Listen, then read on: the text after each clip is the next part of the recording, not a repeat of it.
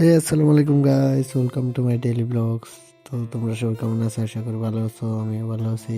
তো আজকে অবশ্যই আমার বন্ধুর লগে তে বলে বাড়ি করবো, যে জায়গাটা বাড়ি করবো যে জায়গাটা বনাইয়া রয়েছে। তো বনটি কেটে কেটে সাফ করবো, লাগে তার লগে আছি। আমার বন্ধু রেডি হয়ে গেছে বন চল লাগিয়া তে যাইতেছে বনটি কাটতো।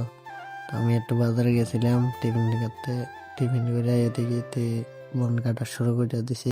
তারা আমি কালকে করে দিয়েছিলাম তুই বমসিল তেলে চেনি দাও লই আইস ছোটরা লই আইস না, কারণ ছোটরা আনলে কষ্ট হয় বেশি, বইয়া বইয়া কারো লাগে উঠতে উঠতে লাগে।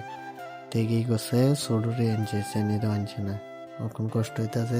ওরকম আরেকজন কইতেছে কি তোর বন্যার বাদ্য আরেকটা দাও আছে ওইটা আনলি নাকি, ঠিক হইতেছে। আর না ওইটা দিয়ে হইতো না, আমি জিজ্ঞেস কি রে কবিতাটা পাতলা বেশি, কম দিলে ভাঙিয়ে যেতে পারে।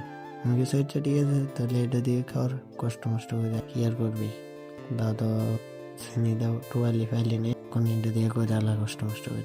তোমার কাছে যদি আমার ভিডিওটা ভালো একটা শেয়ার করে দিও।